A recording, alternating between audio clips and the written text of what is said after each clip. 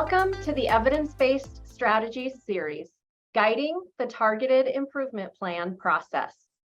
My name is Tessa, and I am the Nebraska MTSS Regional Support Lead for Region 5. My name is Chris, and I'm the MTSS Regional Support Lead for Region 4.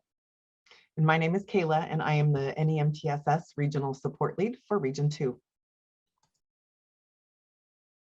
The Nebraska Multi-Tiered System of Support team, in collaboration with the Nebraska Department of Education Office of Special Education, has created a series of webinars to guide the implementation of the evidence-based strategies identified in the Targeted Improvement Plan. Since we know that students who are identified as needing special education support deserve to be in the general education classrooms first and foremost, these webinars should be used to support district and school-wide continuous improvement efforts. As part of the series, there are 4 crash course webinars that will focus on each of the evidence-based strategies, 1 staff rollout webinar, 4 classroom implementation webinars, and a database decision-making webinar. The purpose of this webinar series is to enhance the implementation of evidence-based strategies with a focus on Tier 1 core support within an MTSS framework, and it is applicable to all classrooms within a district. Welcome to the crash course on active student engagement as part 1 of the series. Throughout this webinar, we will recognize how the Targeted Improvement Plan, or TIP, is part of a multi-tiered system of support, MTSS framework. We'll define active student engagement as an evidence-based practice at the Tier 1 core level. We will explore the major elements of active student engagement within the scope of content, design of instruction, delivery of instruction, and practice for effective implementation. And we will also identify active student engagement examples for Tier 1 core instruction at the elementary, middle, and high school levels. So first, let's identify how the TIP fits into an MTSS framework. In 2014, the U.S. Department of Education's Office of Special Education Programs revised its accountability system to shift the balance from a system focused primarily on compliance to one that puts more emphasis on results. This new accountability framework for special education is intended to improve learning for students with disabilities. Each state is required to develop a state systemic improvement plan to identify gaps in student performance, analyze state systems, and then implement targeted evidence-based reforms to address the gaps. In 2015, NDE's Office of Special Education, with stakeholder input, identified MTSS as a sound, logical, and coherent strategy that is aligned with the state-identified measurable result. Nebraska then developed a new multi-tiered system of support framework in 2016 that was intended to be a systematic and integrated approach to continuous improvement and an evidence-based model of providing instruction and intervention supports to all students based on academic, social, emotional, and behavioral needs identified through data. This framework is known as Nebraska MTSS, which integrates PBIS into the RTI model and also includes early childhood pyramid and social, emotional, behavioral learning. Then, In 2019, NDE's Office of Special Education established the focus of the State Systemic Improvement Plan to increase the use of evidence-based practices across the state by providing support for district targeted improvement plans, including data analysis, selection of evidence-based practices, and implementation of evidence-based practices to fidelity. The goal of these targeted improvement plans is to improve learning and educational outcomes for students with disabilities. Data shows that the majority of students with disabilities in the state of Nebraska spend the bulk of their day in the general education classroom. Because of that, the selected evidence-based strategy that is intended to be used at the Tier 1 core level in the general education classroom. Research tells us that this is the best way to improve outcomes for students with disabilities, which is by improving education for all students. In order to ensure each student has access to evidence-based practices as required by the TIP, we need to build structures and systems that allow for inclusive practices to ensure each student has access to those core practices. There is clear and consistent evidence that inclusive educational settings can confer substantial short and long-term benefits for students with and without disabilities. What we know is this can occur through a well-developed MTSS framework. So as we consider implementing a multi-tiered system of support, we recognize that MTSS is the system to organize the practices that we, the adults, provide to all of our students. And this includes first ensuring that we are using high quality instructional materials in classrooms. We also use data so that we can identify students in need of additional support early. This requires all educators and stakeholders to engage in a problem-solving process to determine the appropriate academic, social, emotional, and behavioral support for each learner. So remember, MTSS is how we organize the supports that we provide for students. We identify the supports through a layered continuum that recognizes what we do for all students, for some students, and for few students. We know that by establishing our Tier 1 supports through effective instruction and high quality instructional materials, the majority of our students will be successful. Once we are implementing our Tier 1 practices effectively, we can then accurately identify those in need of further assistance. So as we consider our Tier 1 efforts, we must continue to evaluate and strengthen our key foundational components that we know support all students in a safe, welcoming, and predictable environment. Through preventative and proactive approaches, we can provide social, emotional, behavioral, and academic support for all students while building positive relationships.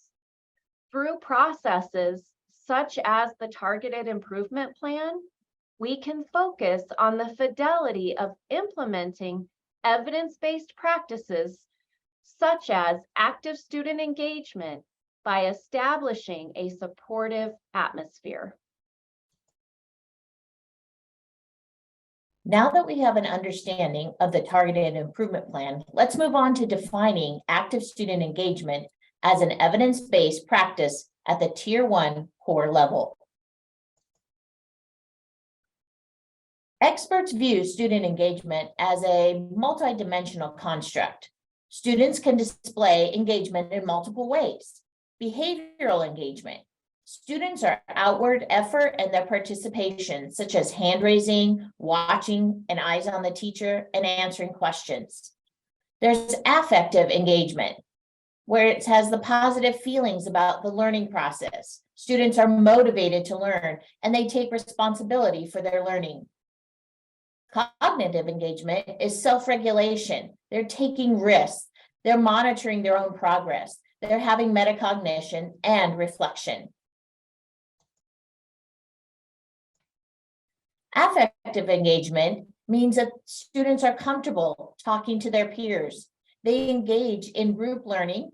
They ask questions of the teachers and their peers, and they're interested, inquisitive, and curious about academic content. Affective engagement is students engaging with their content, peers, and teacher. The students have positive feelings about the learning process, and they are motivated to learn and take responsibility for their own learning.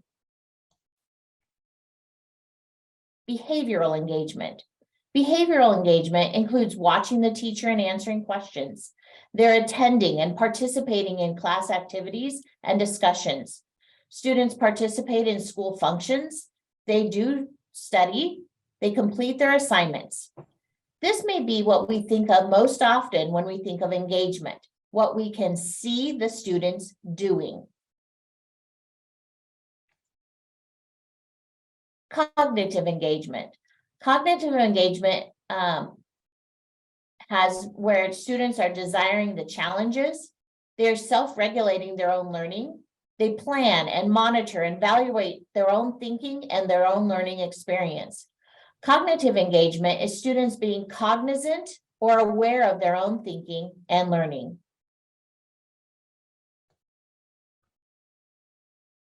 Engaged students are the ones who lose track of time and space during class. They're not afraid to fail or succeed.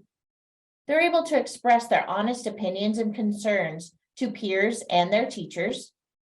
They're deeply involved in their learning process, and they're emotionally, intellectually, and behaviorally invested in their learning. Students who report higher engagement in school are less likely to drop out or get in trouble in and out of school. They are more successful on immediate school-related tasks. They are more likely to make healthier life choices, more likely to have healthier social emotional well-being, and are more likely to obtain lucrative careers. Pause the recording of this webinar to reflect with your team on a definition for active student engagement that your district has already agreed upon, or create a definition if one doesn't exist. Then discuss how you can intentionally ensure all stakeholders know and understand that definition and how it can be implemented in classrooms.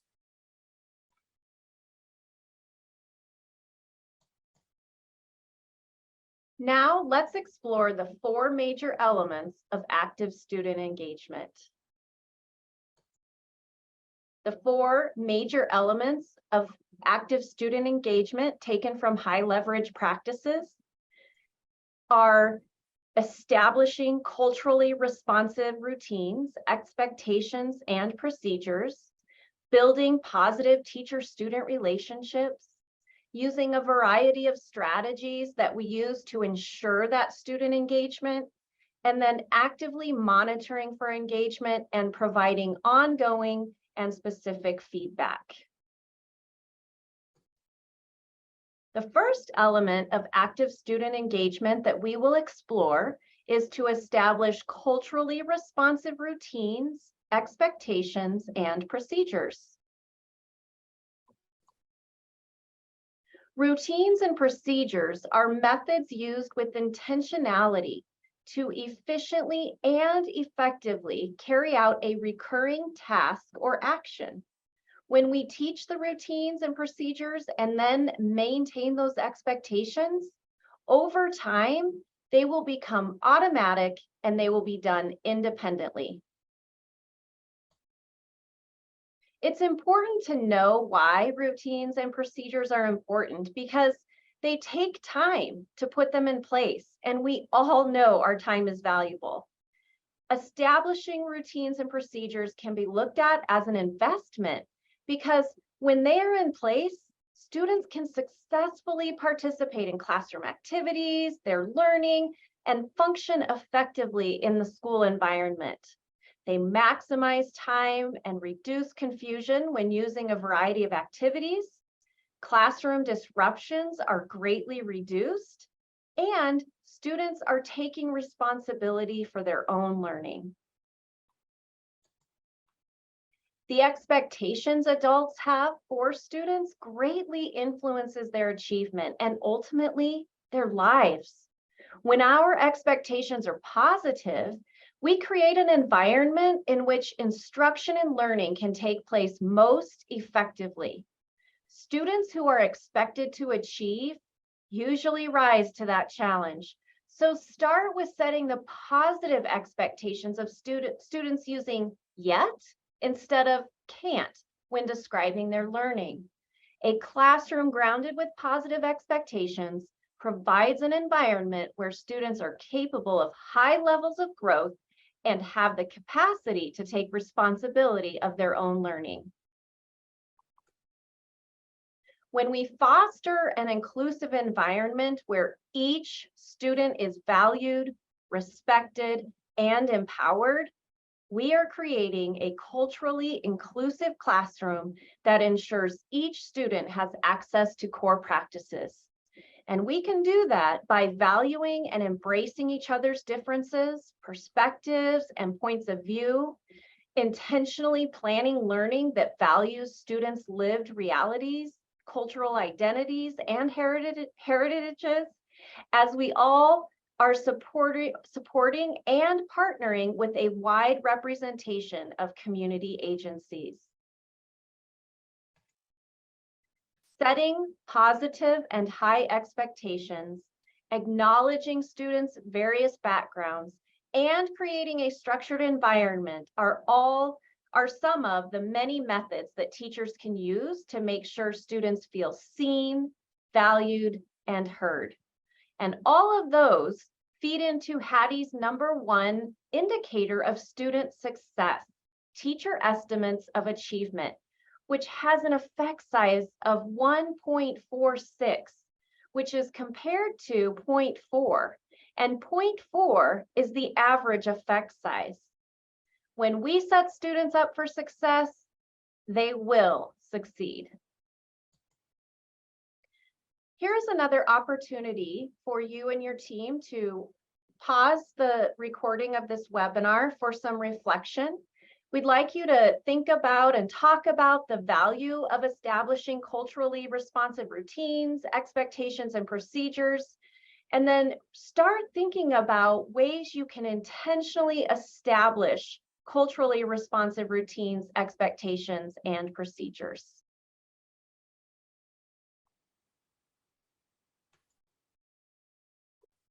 The second element of active student engagement we will explore is building positive teacher-student relationships. Connections are achieved by proactively taking an interest in students' lives and prioritizing the positive relationships in all facets of the school day. These examples are just a few of the ways you can foster strong connections with students. Additional examples could be attending or hosting heritage fairs, visiting the students' homes or neighborhoods, and inviting parents and caregivers and other family members to be regular contributors in the classroom. All of these are viable options for boosting student engagement. Also, simply being open to the fact that students' individual backgrounds are a core part of how they see the world, and honoring that worldwide view is one powerful way to connect. Asking the students about a sport or activity they participate in is an easy way to show you care about the student as a person. Going the extra mile to attend a game or other event in the community is also a worthwhile investment in building a positive teacher-student relationship. Student interests can also be incorporated into lessons. For example, a teacher might construct real-world math problems based on student interest. They may use metaphors and similes that include students' daily lives to illuminate the content. Or they may select reading materials that connect students to the content in more personal ways. We can think of the connections being made from these four elements: trust, respect, intentionality, and optimism. Invitational education states that all individuals have significant people in their lives. Your students are influenced more by the depth of your conviction than by the height of your intelligence. You can have an immense positive impact on students in ways you might not even recognize at the time. The message for each day is, you are important to me. Trust is the bedrock of any high-functioning classroom. Trust is built through ongoing relationships between adults and students. Trust is built when there is shared investment, there is a common purpose or interest. And trust is a mediating factor in creating cohesion within a group or a class.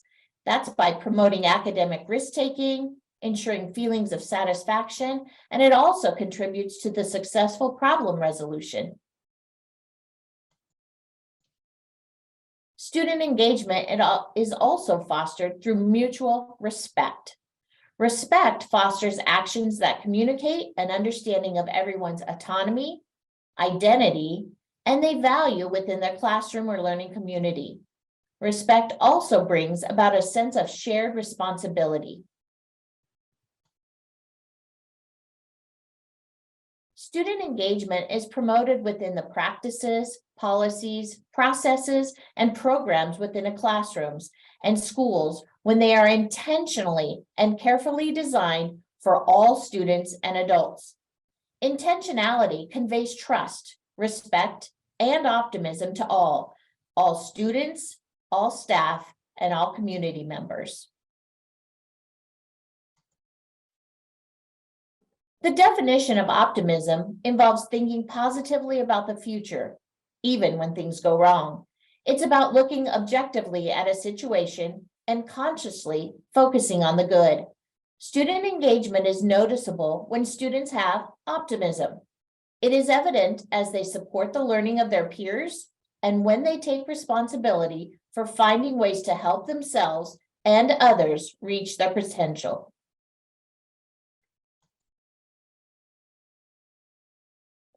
By establishing, following, and reinforcing expectations of all students within the classroom, teachers will reduce the potential for challenging behaviors and increase student engagement. This is the why of student engagement. Moments of conflict can be headed off and prevented before they happen when you have strong teacher and student relationships.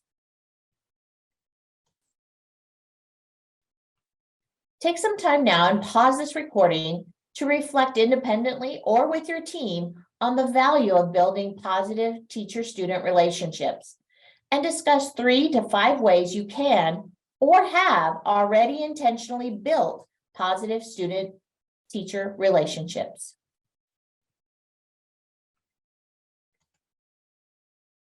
The third element of active student engagement involves the use of a variety of strategies to invite students into the learning process, pique their interest, and to become invested in the content and products of their learning. Washington Western University crafted an active learning toolkit centered around these 4 categories of active learning: interactive instruction, engaging assignments, discussion strategies, and interactive experiences. Active learning engages students in activities beyond sit and get to deepen their learning and connection with the material. One of the goals in active student engagement and learning is to create the conditions for students to become more active participants rather than passive when learning and interacting with new information. Let's take a deeper dive into each one of these categories. Interactive instruction involves two-way communication and social interaction with peers, specifically in discussion format. Interactive instruction can also integrate technology in hands-on activities as a form of communication, collaboration, and feedback. As educators, we are constantly competing for attention against social media and technology. What better way to meet students where they are at and where they feel the most comfortable? Some examples of interactive instruction include student response systems, such as Mentimeter, Jamboard, Poll Everywhere, and response cards. Traditional response systems, such as whiteboards and exit slips. Interactive direct instruction, such as Nearpod, Pear Deck, Whiteboard in Zoom, or Microsoft Teams. And back channeling. Back channeling is a digital conversation that runs concurrently or after the fact with a face-to-face activity, video, or virtual discussion post. Back channeling empowers students' voice, especially those who may not always feel confident or prepared to participate in conversation. The next category of engagement strategies is the use of engaging assignments. In this context, an engaging assignment simply means using instructional methods that are novel, may replace some direct instructional pieces, and creates the conditions for students to be able to own their learning process. Some examples of engaging assignments are peer instruction. A popular method is commonly known as the jigsaw method. Concept maps, which are pictured on the screen, as also known as mind mapping or concept webs, are used to get the big picture of a concept topic or are used to plan a paper or project. Then you have double entry assignments. Double entry assignments involve interacting with the text as students read.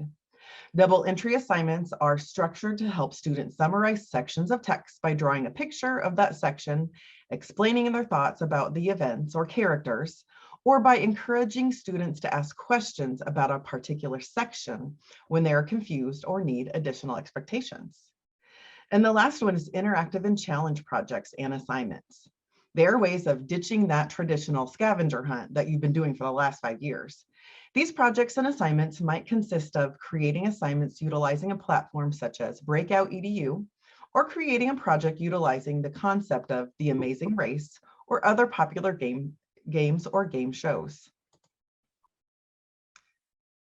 The third category of engagement strategies is the use of discussion. Engaging discussion strategies transcend the traditional question and answer format.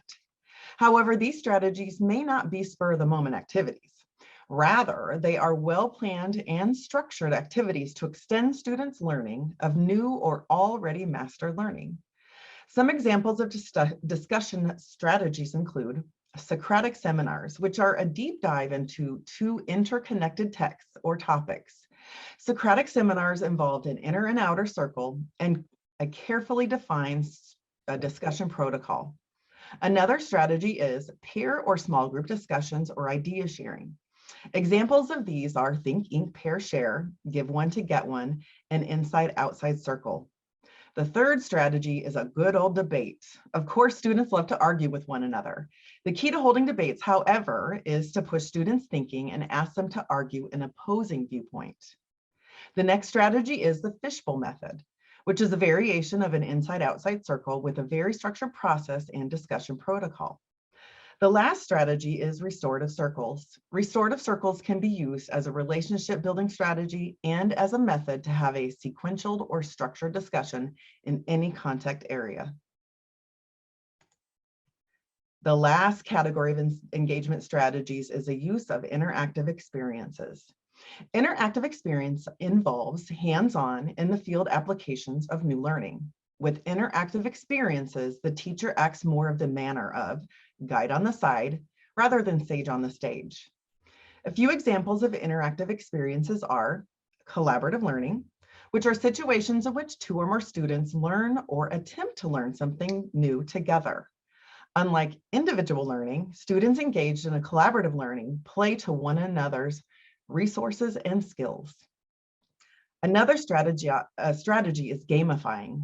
In learning or reviewing content, students engage in a friendly competition on different platforms or formats such as Kahoot, Family Feud, Jeopardy, or Clue.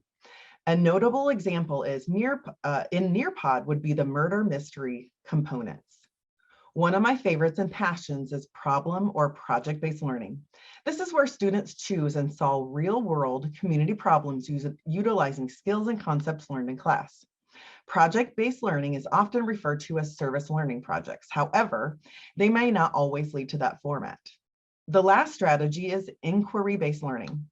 Inquiry-based learning is a method that combines the curiosity of students and the scientific method to enhance the development of critical thinking skills while learning new content or material. I often refer to inquiry-based learning as squirrel moments. For example, when students have a question or a topic about something they want to know more about, we can structure that research or learning to help them find reputable information.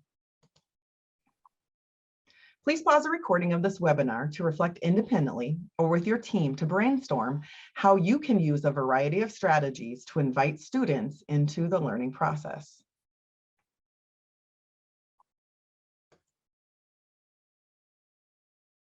The final element of active student engagement requires teachers to actively monitor student engagement and provide ongoing and specific feedback. In a study on monitoring student learning in the classroom, monitoring was defined as activities pursued by teachers to keep track of student learning for purposes of making instructional decisions and providing feedback to students in their progress. Monitoring student learning lends teachers the opportunity to give feedback more specifically on curriculum and content understanding and displayed appropriate behaviors.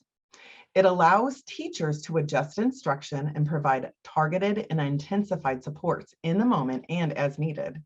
This process should be ongoing and take place throughout the entirety of the lesson and/or class period. When teachers are monitoring students, there are specific look-fors in student actions. In review, remember that effective engagement means positive feelings about the learning process. When assessing for effective engagement, look-fors include students' reactions, such as their facial expressions, shaking their head, laughing at your corny jokes, and hand raising. Students are effectively engaged if they are asking relevant or clarifying questions to teachers and peers. Also, when students are sharing their thoughts or opinions on their current learning, they are demonstrating effective engagement. Remember, behavioral engagement is students' outward effort and participation. When assessing for behavioral engagement, look-fors include active listening, visual cues, such as tracking the speaker with their eyes, nodding in agreement. Students may be taking notes. Please do not discount drawing pictures or doodling in this case. Traditional notes aren't every student's learning preference. You may look for positive interactions with other students and if students are following requests within a reasonable time frame. And remember, cognitive engagement is when students challenge themselves, engage in self-regulation, they take risk, they progress monitor themselves. Students also engage in metacognition and reflection. When assessing for cognitive engagement, look-fors include exploring, investigating, experimenting. This may include verbal questioning, re-examining informational text, or experimenting with manipulatives. Another look-for is when students engage in thinking aloud and or explaining their thought processes while problem solving. So let's look at that second concept of ongoing specific feedback. Feedback is essential because students can ultimately use the information to improve their motivation, engagement, and independence. Done effectively, feedback reduces the gap between students' current knowledge and understanding and what they need or have yet to know and understand. Effective feedback should be delivered immediately after students' responses and can be delivered using oral, written, or nonverbal modalities depending on the situation. Effective feedback should not only be timely, but also contingent and genuine so that students know why they are receiving feedback. Teachers should also give feedback that fits with the instruction, phase of learning, and expectations of the students. In other words, teachers need to constantly evaluate the extent of which individual students need specific types and doses of feedback, depending on the situation. Feedback should also be linked to specific student goals and delivered in a way that helps students see progress towards those goals. In other words, teachers should do more than say, yes, or good job. Teachers must provide students with specific information about their current performance and their progress toward their goals and individual learning and behavioral goals. When feedback comes in the form of affirmative feedback, which is praising a correct response, this helps boost students' motivation and confidence. When feedback comes in the form of informative or corrective feedback, which is correcting an incorrect response, more focus on the correct one, delivered with an appropriate tone and ends with a student giving the correct response. This helps students understand the information more accurately and helps her develop their self-regulation and reflection skills. When feedback is delivered in the form of a reset, which is redirecting an off-topic response or behavior, this helps students conduct themselves in a more age-appropriate and collaborative ways. Feedback that informs students about their progress towards a manageable learning goal is generally the most impactful. Please pause the recording of this webinar to reflect independently or with your team about the value of active monitoring and providing ongoing and specific feedback. Brainstorm multiple methods on how you already actively monitor and provide feedback, or how you could use these skills in your future practice.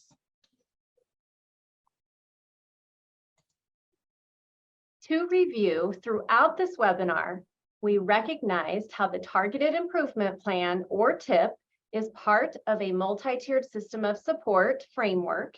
We defined active student engagement as an evidence-based practice at the Tier 1 core level. We explored the major elements of active student engagement within the scope of content, design of instruction, delivery of instruction, and practice for effective implementation. And we identified examples for Tier 1 core instruction at the elementary, middle, and high school levels. As we conclude, we want to thank you for taking the time to learn more about active student engagement. As a reminder, this is just one webinar as part of a series.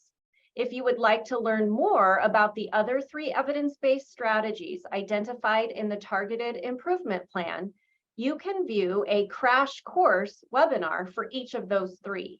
If you would like to learn more about implementing any of the 4 evidence-based strategies, we have a webinar titled Staff Rollout to assist in those efforts. Once you have had the opportunity to strategically roll out evidence-based strategy, there are webinars titled Classroom Implementation that will assist in guiding implementation for each strategy. After classroom implementation is established, teams can then view the final webinar of the series titled Data-Based Decision Making to assist you in the use of assessment and fidelity data in order to improve outcomes for all students.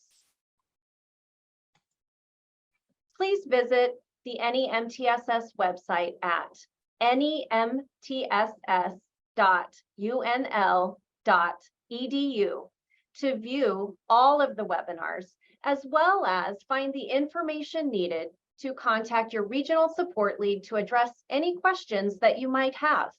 Thank you, and we hope you have a wonderful day.